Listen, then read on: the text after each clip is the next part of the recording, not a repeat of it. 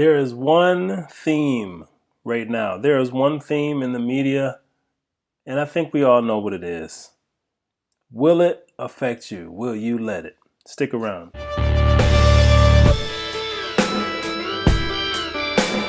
Fear. That's what they're selling. That's what's being sold to us. And some of us are buying it. Some of us are taking the bait. We are scared. We are fearful. That's what this season is in 2020. That's what this year has been. It's been a bunch of fear. If you look at the headlines, they look similar to this. It's been bad. Bad things have happened. Coronavirus. We made it through. We made it this far. We've survived. But, by the way, there's reason to be scared again because something else is coming. So now there's another surge supposedly coming. The coronavirus is not going to go away because they're not going to let us allow it to go away in our minds. What does this have to do with crypto? What does this have to do with Bitcoin? Well, if you haven't noticed by now, people are swayed by headlines. People are swayed by what they consume in the media. People are swayed by what they hear on the radio. And even though people want to pretend as if they're not sheep, they end up being sheep because they follow what they hear. They follow what they see. We have an election coming up.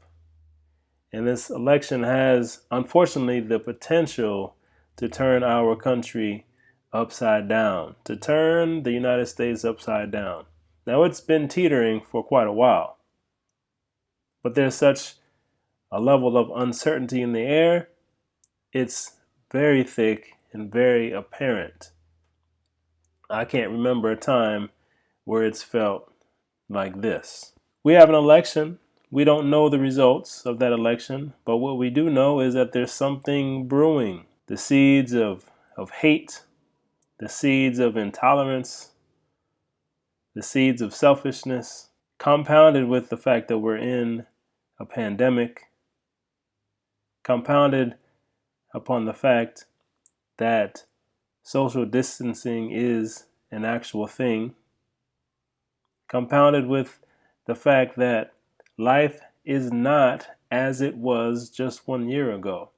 All these things factor into to make this this interesting brew, this interesting stew that we're about to be served on November 3rd. We don't know how it's going to taste, but we're being force-fed. What does this have to do with the crypto market? Well, I'm glad you asked that question. If we look at the volatility in the crypto market over the past several weeks and over the past several months, we can see that we've been up and down. We've been up and down, up and down. We see lots of green. We see lots of red. We see a few spots where there's a huge amount of red. Back to this March debacle, this March collapse of the stock market and the crypto market. The catalyst for that was uncertainty. We didn't know what was going to happen tomorrow. There was an air of shock and awe. And you guys remember it well. The crypto market responded quickly. But then it did rebound because in times of uncertainty, people have traditionally rushed into precious metals, into silver and into gold. And they have again. They have responded exactly the same this year in 2020. You can expect that if there is more uncertainty, if that uncertainty grows, so will the value, the perceived value of precious metals. But there's a new type of gold. You see what I'm getting at. there's a new type of gold, and that new type of gold is Bitcoin. Bitcoin will respond. I'm expecting a huge dip, a huge red candle coming soon, leading up to the election or right after the election.